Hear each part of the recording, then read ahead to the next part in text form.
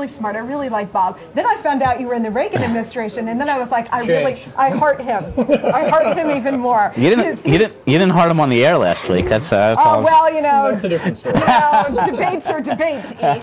He is also the managing partner of Tangent Capital. To my left, the guy I call E, and I heart him as well.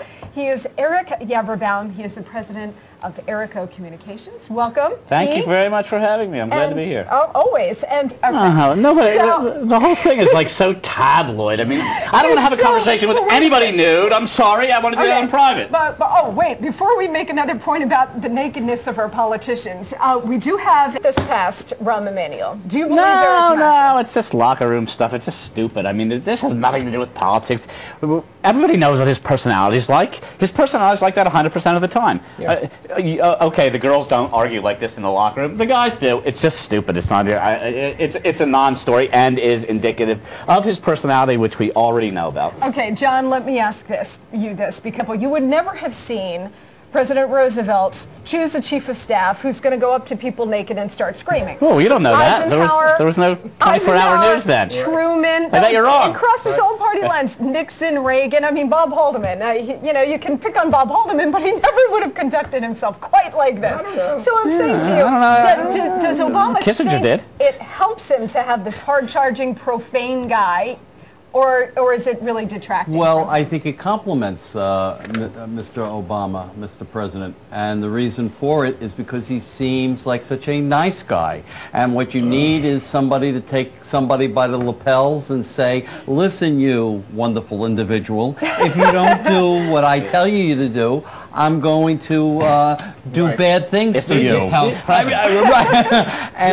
I don't think that. Go ahead. The irony is, I agree with that. That's why he picked him, and he needed to pick him. He needed a hard-headed, tough guy to get stuff done. The problem is he hasn't gotten stuff done. And the problem isn't his personality. The problem is he's ineffective with that personality. That's a bad combination. Right. But that's like, it's like everything in life is that if they were getting stuff done, or if we perceived that they were getting stuff done, that would be okay. That would be like a really aggressive guy, never stops working hard, never stops pressing. But because they're not, this incident is like, it's such a non-incident. But you guys, Kissinger did this, I guarantee you, all the time in the locker room. You guys are all in the private sector. You all are running businesses or have run businesses, okay? Would you, as CEOs, would you ever conduct yourself like that? And or if you had somebody in your organization who is conducting himself like that, would he survive? Would you fire him? Really? What is is it the naked thing? Leadership secrets? The naked thing? What? It is. It's the naked thing. How many employees are we going to get? If you're asking me, I actually did have a guy I hired who was exactly, the whole point was, I'm, as you can tell, an incredibly nice guy, right? Yes. I could never fire anyone, no matter how much it was in the company's interest to do so. I just couldn't bring myself to do it. Not even naked? Well, especially not naked. But we brought in someone who literally said to me in his interview, it was so funny, it was just like that Rahm Emanuel quote, he said, I could fire my mother if she was dying of cancer. And I said, you're hired.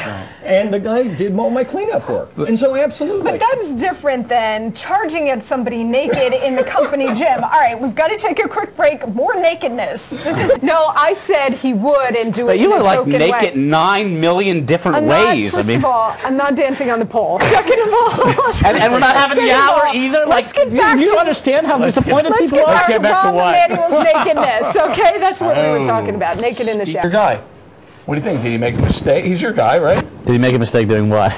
Waiting a year or more, almost. Well, no. I think what's happened in the last year is he got his ass kicked all over town and found out what Washington really operates like, and now he's operating in a different way to try to work Washington the way Washington needs to be worked. That's the biggest problem with his presidency. He's so young. He went to Washington with this grand vision that a lot of people bought into that's just not realistic. So now he's changing. Do we have a poll? Is this a strategy? I read that. Poll? Yes. And where do they vote? Beginning. The poll's right behind you. I brought it in. Oh, different. Are you born under a rock? Dun. You've been doing a party leader.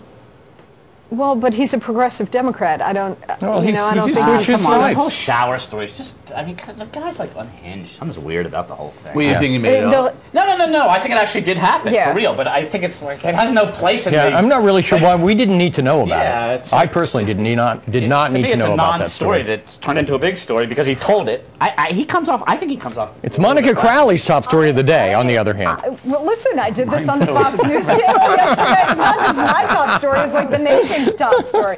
You know, let me just say that I'm a little concerned. But he is a bright man. And we're going to find out something tonight that's going to bring a lot of logic I think to that you're right. what he's doing. The smart PR move. If something else is coming out, you go on the offensive before it comes out. That's right. That's I mean, textbook PR. That's what you do. Right. And I love the way that you say. I have a very dear friend whose grandmother, whenever she's making a point, she says, "See." I love the way that you're anything that you're saying. See.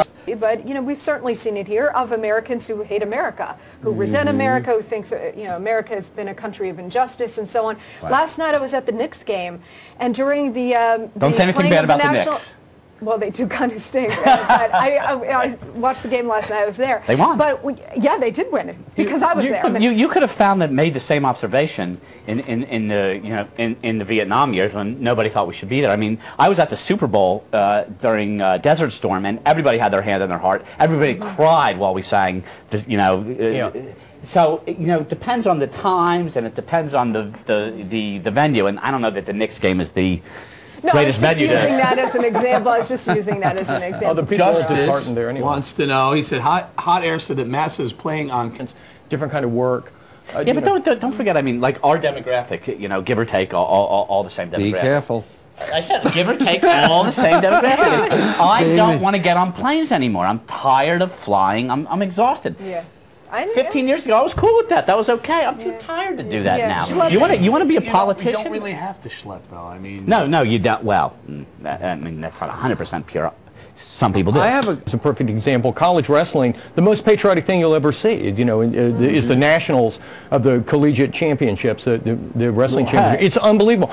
Those people are just inherently more patriotic for some reason than people who go to the Knicks games. It's weird. Being at the Super Bowl, this was the giant Super Bowl in Tampa, and everybody crying while we did that. Everybody crying. It was a sign of the time. Everybody was up. Everybody had their hand up their heart.